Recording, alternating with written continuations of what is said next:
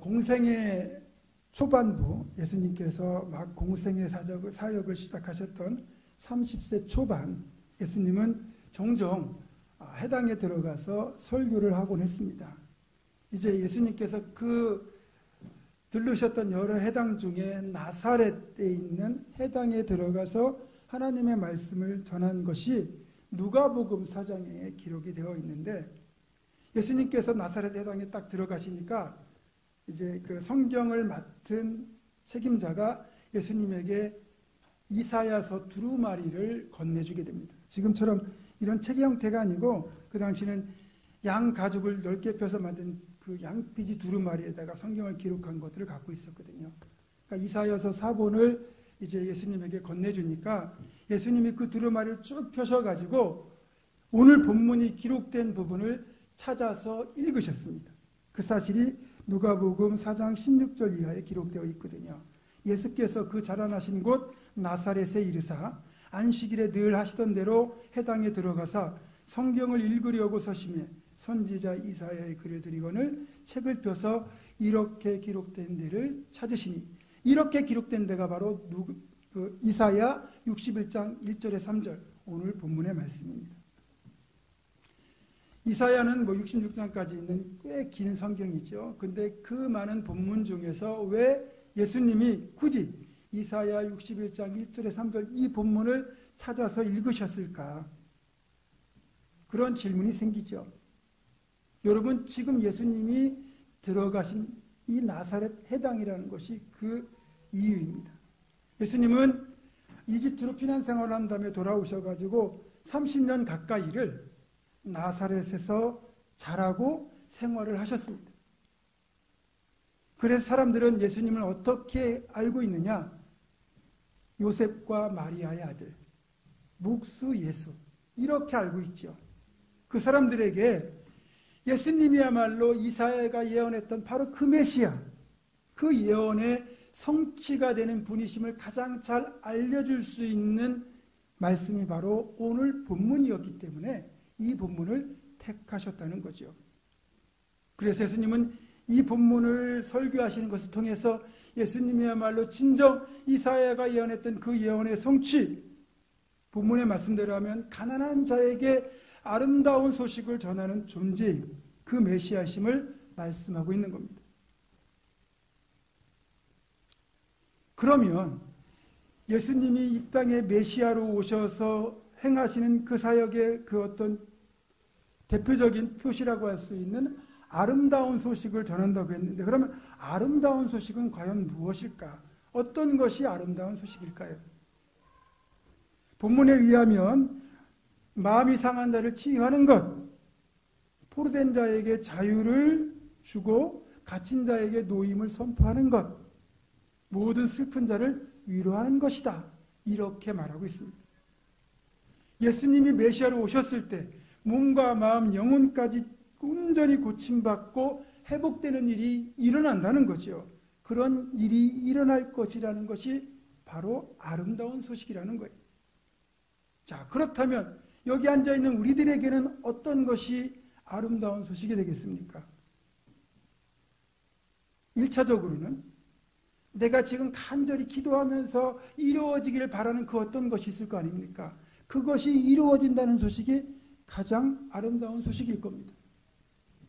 몸이 아파서 너무 힘들어하는 이들은 이제는 그 병이 온전히 고침받을 수 있는 길이 열렸다는 소식, 지금 대입이 한창 진행 중인데 자기가 가고 싶은 대학교 학과에 원서를 넣고 기다리는 학생에게는 그 대학, 그 학과에 합격했다는 소식이 가장 아름다운 소식일 겁니다. 자격증 시험을 치르거나 아니면 취직 시험을 치르고 그렇게 결과를 기다리는 이에게는 합격 소식이 가장 아름다운 소식일 겁니다. 누군가를 간절히 기다리고 있는 이에게는 그 기다리던 이가 온다는 소식이 아름다운 소식일 거예요. 물론 이 아름다운 소식을 신학적, 성경적인 관점에서 보면 결국은 우리가 죽을 죄에서 구원받고 용서받고 천국과 영생을 선물로 받는다는 소식이 가장 궁극적인 아름다운 소식이겠죠. 하지만 이건 어디까지나 신약의 관점에서 바라보는 아름다운 소식이고, 우선적으로는 내가 정말 해결되길 바라는 그 무엇이 해결된다는 소식이 가장 아름다운 소식이라고 할 수 있습니다. 그리고 오늘 본문에서는 이런 아름다운 소식을 듣게 되는 대상을 가난한 자들 또는 겸비한 자들이라고 말하고 있습니다.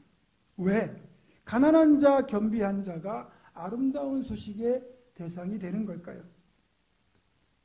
여러분, 가난한 자들은 결핍이 있는 자들입니다. 그 결핍 때문에 힘든 삶을 살아가고 있어요. 따라서 그런 어려운 이들에게 그 결핍이 채워지고 해결된다는 소식이야말로 이들에게 정말 아름다운 소식인 거죠. 결핍의 사전적 정의는 있어야 할 것이 빠지거나 모자람이란 뜻입니다. 만약에 있어야 되는데 그게 없다면 또는 모자란다면 꽤 불편할 겁니다. 또 힘들 겁니다. 그러나 제가 칼럼에도 썼지만 결핍 그 자체는 결코 부끄러운 게 아니에요. 흔히 우리가 가난이라고 표현하는 이 결핍은 불편한 건 사실이지만 만약에 이 결핍을 통하여 우리가 하나님을 만나고 그래서 복음을 받아들이고 예수님을 영접하여 구원을 받을 수 있다면 이 결핍을 통하여 우리가 영생을 선물로 받는 축복의 통로가 되기 때문에 이는 오히려 은혜라고도 할 수 있습니다.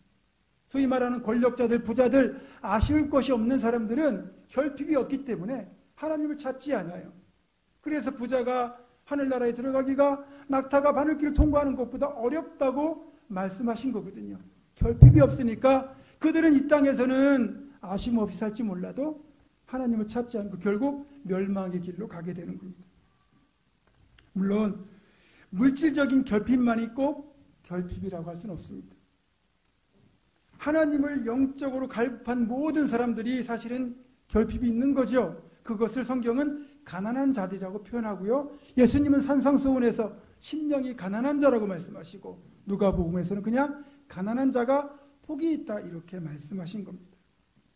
따라서 하나님을 갈급해하는 우리 모두는 우리의 결핍과 더불어 하나님을 갈급해하기 때문에 심령이 가난한 자들에 우리는 해당이 될 겁니다. 그래서 이렇게 결핍이 있는 가난한 자인 우리들이 반드시 들어야 될 소식이 바로 이 예수님께서 우리의 결핍을 채워주시고 그리고 우리를 구원하신다는 이 아름다운 소식인 거죠. 또 이와 더불어 1차적으로 현실적으로 주님이 우리에게 주신 아름다운 소식 중에 하나가 뭐냐면 수고하고 무거운 짐진 자들 다 내게로 오라 내가 너희를 쉬게 하겠다는 우리의 인생의 짐과 또 삶의 염려와 근심까지 다 맡아주시겠다는 아름다운 소식도 더하여 주셨습니다. 그러니까 진정 아름다운 소식은 영적으로 구원받는 소식뿐만이 아니라 이 땅의 삶에서 우리가 정말 해결받아야 되는 그런 고달픔까지 다 해결받는다는 소식이 아름다운 소식인 거죠.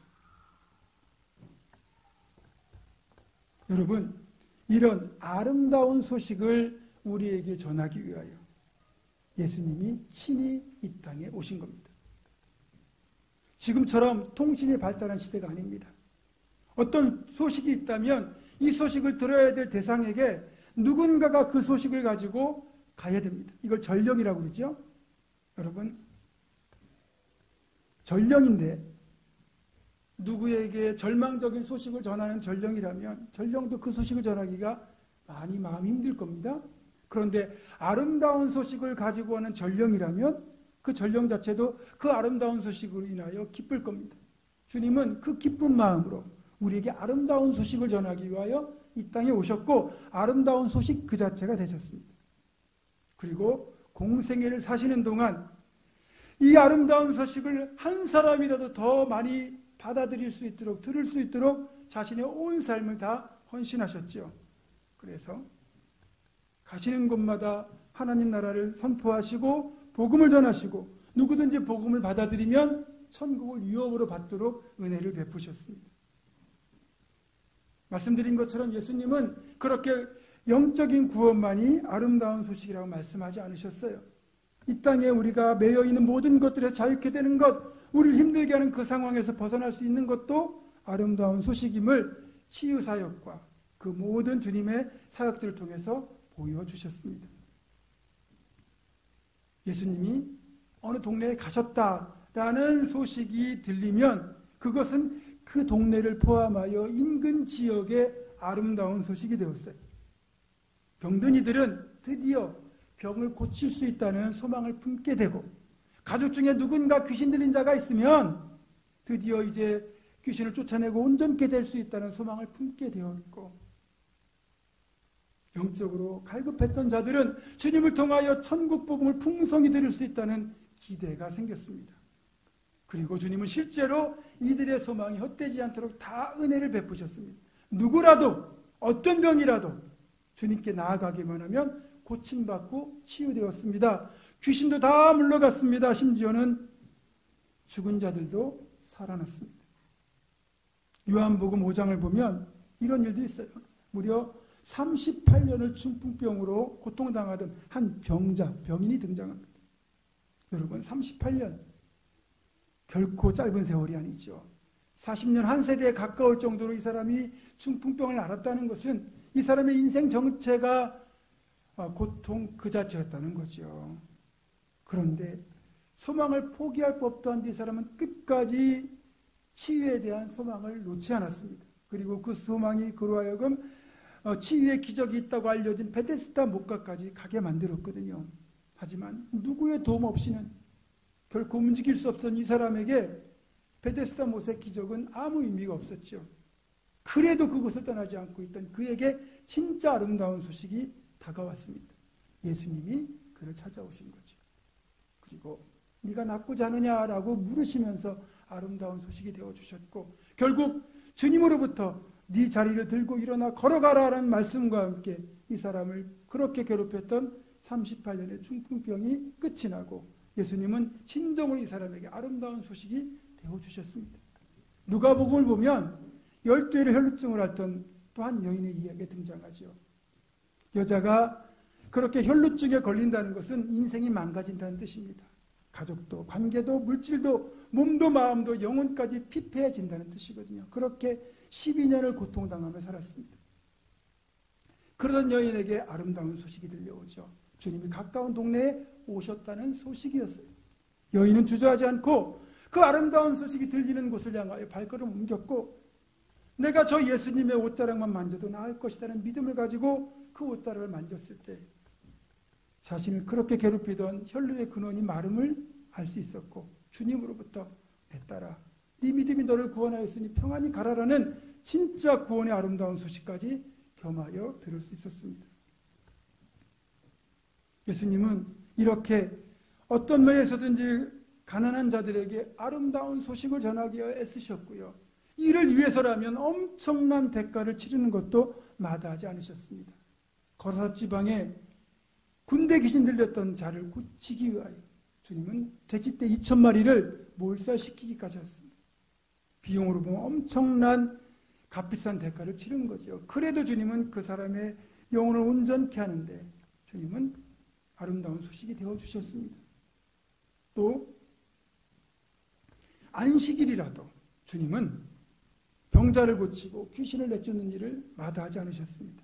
예수님이 안식일에 이런 치유사역을 행하신다면 이것 때문에 극성 유대인들과 바리새인들에게 분명히 배척당하고 미움받을 거 아시면서도, 여러분 생각해 보세요. 병든 자에게는 한시 빨리, 하루라도 빨리 이 병 고침 받는 것, 귀신 들린 자는 내가 온전히 자유케 되는 걸 하루라도 빨리 되는 게 가장 간절한 소망 아니겠습니까? 그런 이들에게 아름다운 소식을 전하기 위해 주님은 안식일을 무릅쓰고라도 그 일을 행하셨습니다. 그만큼 주님은 아름다운 소식이 되어주셨다는 거죠. 더 나아가 주님은 당시 편견과 억압과 차별로 얼룩져진 그 세상에서 소외당하며 살아가던 이들에게도 아름다운 소식이 되어주셨습니다. 손가락질 받는 세리, 사람 취급받지 못하는 창기와 죄인에게도 주님만큼은 친구가 되어주신다는 진짜 아름다운 소식이 되어주셨고, 심지어는요 십자가에 달려 죽어가던 강도에게도 오늘 네가 나와 함께 낙원에 있으리라는 구원의 아름다운 소식이 되어주셨습니다. 자, 이 모든 걸 종합해보면 결론적으로 볼 때 우리 가난한 이들의 모든 고통은 그래서 예수님을 만나야 끝이 나고 예수님을 만나야 눈물이 멈추게 됩니다. 왜냐하면 예수님 자신이 아름다운 소식이기 때문이죠. 여러분이 아무리 절망적인 상황에 놓여 있다 할지라도 여러분에게 궁극적인 아름다운 소식이 되시는 주님을 바라보아야 됩니다. 그러면 주님 주시는 위로가 우리에게 임하게 됩니다. 이사야 40장 1절에서 하나님은 이렇게 말씀하십니다. 너희는 위로하라, 내 백성을 위로하라. 하나님은 그렇게 말씀하시고 우리가 위로를 받을 수 있도록 예수님을 이 땅에 보내주셔서 위로의 사역을 하셨고, 예수님은 그 하나님의 뜻대로 모든 만나는 이들마다 진정한 위로가 되어주셨죠. 이 모든 것이 성탄절, 성육신에 담겨있는 하나님의 놀라운 섭리들입니다. 우리가 메시아이신 예수님을 기다리는 대림절, 우리가 이 대림절을 보낼 때 예수님께서 메시아로 오셔서 이 땅에 행하셨던 그 일들을 우리도 그동안 행하면서 대림절을 채워가자고 말씀을 드렸는데, 지난주에는 우리가 예수님께서 십자가 위에서 화평을 이루신 것처럼 우리가 관계회복을 통하여 화평을 이루자고 말씀드렸죠. 오늘은 예수님이 아름다운 소식이 되어주시고 또 아름다운 소식을 전하셨던 것처럼 우리도 그 주님의 삶을 따라 아름다운 소식을 전하는 자들이 되자, 이렇게 여러분에게 말씀드립니다.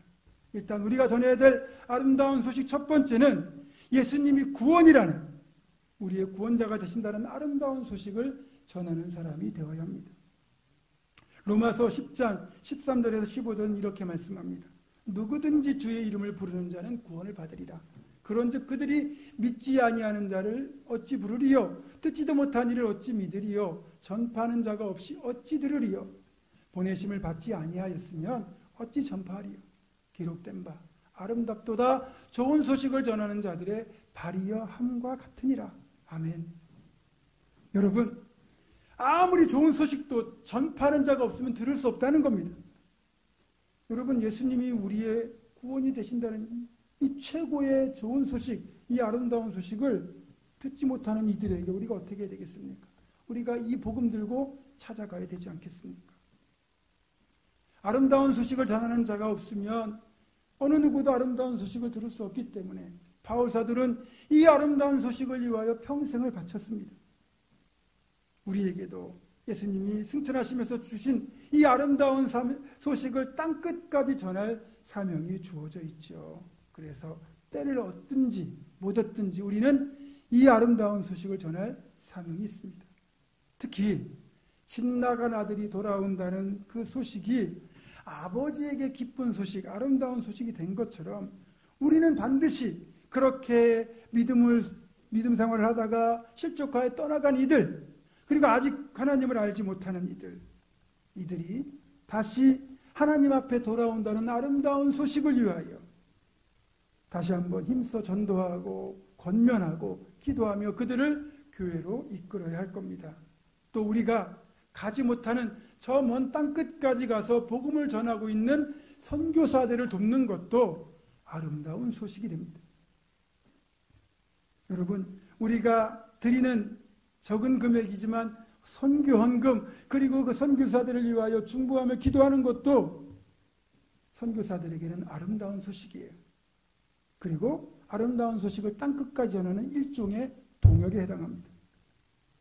여러분, 여러분의 선교 헌금과 기도가 그만큼 선교사들에게 아름다운 소식이 되고 그들을 통하여 복음을 듣게 될 이들에게 아름다운 소식이기 때문에 선교에 동참하는 일에도 힘써 주시기를 주님의 이름으로 부탁합니다.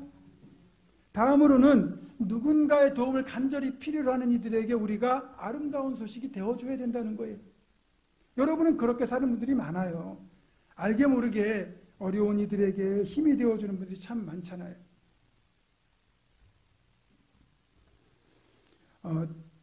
맥스 루케이도 목사님이라는 분이 계신데, 이분이 쓰신 책 중에 세상이 외면하는 순간에도 하나님은 너를 사용하신다는 그 책 중에 나오는 실제 사례예요. 브라질에서 있었던 일인데, 지금 우리와는 화폐 가치라든지 환경이 많이 다르니까 그걸 염두에 두고 말씀을 들으시면 되겠습니다. 브라질의 리우데자네이루라고 하는 도시에 빈민촌에 살고 있는 호세라고 하는 청년이 있습니다. 이 청년은 빈민촌에서 약국을 운영합니다. 말이 약국이지 양철 쪼가리에다가 판자 몇 개 대놓고 의자 하나 놓고 약 몇 개 놓고 파는데 그게 약국이래요. 물론 자신이 직접 글을 써서 약국이라는 팻말도 붙여놓긴 했습니다. 여러분이 케냐 다녀오신 분들은 알겠지만 그 케냐 빈민가 그 마다리에 보면 함선 몇 개 대놓고 있는 그런 데 있잖아요. 그와 비슷하다고 생각하시면 될 것 같아요. 그리고 이제 이 호세의 가족은 그런 판자촌에 온 식구가 다 삽니다. 그리고 그 호세가 버는 하루 4,000원 정도의 수입을 가지고 식구들이 이제 근근히 살아가는 거예요. 만약에 폭우라도 쏟아져 가지고 판잣집이 떠내려간다 그러면 살 곳을 잃어버리는 그런 절박한 처지죠. 그래서 이제 뭐 아무리 열심히 살고 노력하지만 워낙 가난하기 때문에 이 굴레를 벗어날 길이 없어서 그냥 어쩔 수 없이 살아가는 상황입니다. 그리고 이런 호세에게 4,000원 정도의 그 장사 미천이 전부예요. 그러면 어떻게 하느냐? 이 4,000원 가지고 버스 타고 한두 시간 걸리는 큰 도시의 시내로 나가가지고 대형 약국에서 그 상비약 몇 가지를 사옵니다. 그리고는 그거를 이제 올려놓고 파는 거죠. 그러다가 만약에 이게 다 팔리면 또 버스를 타고 시내로 약을 사러 가야 됩니다. 하루에도 두세 차례 이럴 때도 있습니다. 그럴 때는 약국 문을 닫아야 돼요. 그리고 조금 늦게 출발해서 시내에 도착을 하면 약을 사고 나면 해가 질 때가 되고 버스가 끊깁니다. 그러면 그냥 도시에서 노숙을 해야 돼요. 그리고 차편이 열리면 그때 다시 돌아오는 거죠. 이러니까 뭐 수지타산이 맞을 리가 없죠. 근근히 살아가는 겁니다. 하나님은 이런 호세에게 아름다운 소식을 전하기 위하여 지구 반대편 런던에 살고 있는 택시 운전사 토마스를 사용하셨어요. 토마스는 넉넉한 삶은 아니지만 누구라도 돕고 싶은 마음이 있는 마음은 풍성한 사람이었어요. 근데 호세의 기사를 읽고 또 당시 이제 만들어졌던 소액 대출 프로젝트라는 게 있습니다. 적은 돈을 아주 어려운 가난한 나라의 어려운 이들에게 일종의 사업 자금으로 대출을 해주고 이걸 가지고 좀 자립할 수 있는 기반을 만들어주자라는 그 기사와 함께 이걸 읽고 호세에게 도움이 되길 작정을 했습니다. 그래서 이 토마스라는 기사가 이제 그 소액 프로젝트 쪽에 접선을 해서 결국 호세에게 사업 자금이 전달이 되게 됐는데 66,000원 우리 생각하면 아무 돈도 아닌데 식사 한 끼값밖에 안 되는데 그게 어쨌든 사업 자금으로 대출이 되었습니다. 물론 이게 그냥 대출되는 게 아니고 같은 처지에 있는 5명의 사람들, 그러니까 총 6명이 연대 보증을 쓰는 제도예요. 그래서 만약에 이 호세가 이 대출금을 갚지 못하면 나머지 5명이 그것을 분할해서 이제 갚아야 되는 구조인 거죠. 그러니까 책임감도 높이고 혹시라도 이게 상환되지 않으면 다른 사람이 도움을 줄 수 없으니까 상환율도 높이려는 나름대로 어떤 정책인 거죠. 그렇게 어쨌든 66,000원이 이제 호세에게 지원이 됐습니다. 이 66,000원이 전에 사천에 비하면 뭐 10배 이상의 넉넉한 돈이니까 호세가 약을 사러 매일 나갔다면 이제는 일주일에 한 번만 나가도 되는 거예요. 그리고 약을 사오는 종류나 양도 훨씬 많고 그러면서 호세는 그걸 가지고 정말 열심히 사업을 했습니다. 장사를 했습니다. 그렇게 2년이 흐른 뒤에 호세는 자기가 융자받았던 돈을 다 갚았을 뿐만 아니라 250만 원이나 저축을 했고 그리고 그 돈으로 이제 가족들이 함께 살아갈 집을 짓기 위하여 벽돌을 모으고 있는 중이라고 그 책에 나옵니다. 여러분, 호세 같은 사람은 진짜 가난한 사람이에요. 물질적으로도 가난한 사람이에요. 그런데 이런 사람들에게 어떻게 아름다운 소식이 될 수 있겠습니까? 근데 런던에 사는 택시기사인 토마스라는 사람이 자기의 적은 돈을 후원을 했는데 결국 그게 소액대출 프로젝트를 통해 가지고 전달이 되고 호세에게 아름다운 소식이 되었고 그 아름다운 소식이 이렇게 놀랍게 열매를 맺은 거죠. 물론 호세를 위하여 보증을 서주었던 5명의 또 같은 처지에 있던 사람도 아름다운 소식인 것이고 그에게 소액대출을 해줄 수 있는 그런 프로젝트도 아름다운 소식이었던 거죠. 아름다운 소식은 어찌 보면 넉넉한 사람보다 넉넉하지 못한 사람들을 이용하여 일하시는 하나님의 일하심의 방법이기도 해요.